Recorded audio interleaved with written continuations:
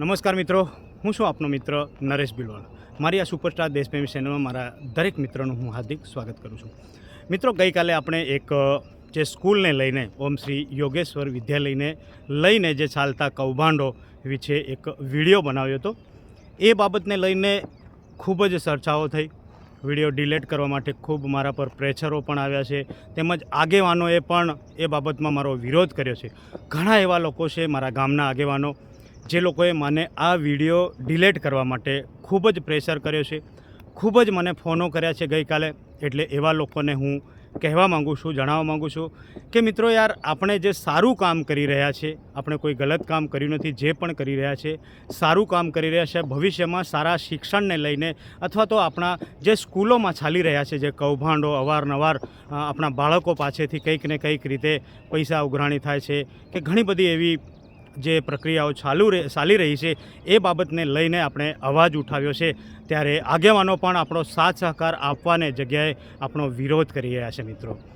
મિત્રો હવે આપણે એવું કહેવા માંગીએ છીએ કે યાર, જે લોકો આવો વિરોધ કરે છે એવા લોકોને કહેવા માંગીએ છીએ કે યાર, આવા કાર્યમાં તમારે મારો સાથ સહકાર આપવો જોઈએ. કેમ કે જે આપણે ક્યારે પણ ખોટું આપણી ચેનલ પર આજ સુધી ક્યારે પણ કોઈ પણ પ્રકારનું ખોટું આપણે નિવેદન આપ્યું નથી ને ખોટા વિડીયો બનાવતા પણ નથી. મિત્રો, તો દોસ્તો, ઘણા લોકો કહે છે કે યાર, છોકરાઓના ભવિષ્યને લઈને તમે કેરિયર લોકો છોકરાઓનું ખરાબ કરી રહ્યા છે. તો એવા લોકોને હું કહેવા માગું છું કે યાર મિત્રો, હું કઈ રીતે કેરિયર ખરાબ કરી રહ્યો છું, તમે મને એ પ્રશ્નનો જવાબ પણ આપજો.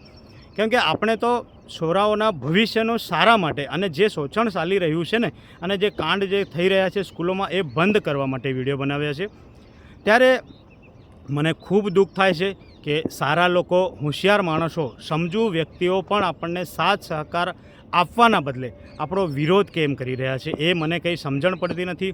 અને જે લોકોએ અમારા જાલત ગામના ગ્રુપમાં જે મેસેજો કર્યા છે, જે ખોટી રીતે કે છોકરાઓના કરિયરને ખરાબ કરવા માટે, યા આપણા કેન્દ્ર બાબતને લઈને કે બોર્ડનું કેન્દ્ર આવી ગયું છે તો એ જતું રહેશે, ને ઘણા બધા પ્રકારની યાર મેસેજો આવ્યા છે. એ મેં સ્ક્રીનશોટ લઈ લીધા છે. પણ અત્યારે હું એ લોકોના નામ લેવા નથી માંગતો, કેમ કે હજી પણ એ લોકોને કહેવા માગું છું કે તમે યાર આવા સારા કાર્યમાં સાથ સહકાર આપો, ખોટા વિરોધ ના કરતા. કેમ કે હવે હું આગળ જો કોઈ વિરોધ કરશે આ વિડીયોને લઈને, અથવા તો ગઈકાલે વિડીયો બનાવ્યો એ વિડીયોને લઈને ડિલીટ કરવા બાબતની વાત હોય યા અન્ય કોઈ પણ બાબતમાં વિરોધ કરશે, તો હું એ લોકોના સ્ક્રીનશોટ મેં લઈ લીધા છે. સ્ક્રીનશોટ સાથે, એમના નામ સાથે સ્ક્રીનશોટ સાથે વિડીયો બનાવીશ. અને એ લોકો કહેવા માગે છે કે યાર, અમારા બાળકોનું ભવિષ્ય શું, 10મા 12માવાળાના બાળકોનું ભવિષ્ય શું. તો હું એમને એ પણ કહેવા માગું છું કે મારા આ વિડીયો બનાવવાથી કોઈ પરીક્ષા તમારી રદ નથી થવાની. અને તમે કઈ રીતે મારા પર આ પ્રકારના આરોપો લગાવી રહ્યા છો, એ મને સમજણ પડતી નથી. અને જો તમે આરોપો લગાવી રહ્યા છે તો દોસ્તો, કેમ લગાવી રહ્યા છો એ પણ પ્રશ્ન છે. અને પર્સનલી રીતે હું તો એવું સમજતો હતો કે લોકો મને સાથ સહકાર આપશે, સપોર્ટ કરશે આ બાબતને લઈને. તો આપણા ગુજરાતના દાહોદ, આપણા જાલત ગામ તો ઠીક છે, પણ દાહોદ જિલ્લો હોય યા ગુજરાતમાં દરેક શાળાઓમાં શિક્ષકોને ખબર પડે અને વાલીઓ પણ જાગૃત થાય, એ હેતુથી આપણે માત્ર ને માત્ર એ હેતુથી વિડીયો બનાવ્યો છે. છતાં પણ લોકોને, આગેવાનોને કઈ રીતે આ ખરાબ લાગ્યું એ મને સમજ નથી પડતી. મિત્રો, ગઈકાલે સમજો કે એટલા બધા પ્રેશર હતું મારી પર, એટલા બધા ફોનો, ધાક ધમકીઓ, તો ઠીક છે મિત્રો, પણ વિડીયો ડિલીટ કરવાને લઈને જરા ખૂબ જ કમેન્ટો, ખૂબ જ ચર્ચાઓ કરી છે.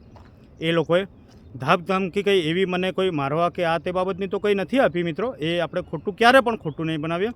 પણ જે લોકોએ ડિલીટ કરવા બાબતને લઈને ખૂબ જ ફોનો કર્યા છે, ખૂબ ચર્ચા કરી છે અને ખરાબ કમેન્ટો પણ કરી છે, એવા લોકોને હું કહેવા માગું છું, તમારા જે આવું કહેવાથી હું ક્યારે પણ વિડીયો ડિલીટ કરવાનો નથી.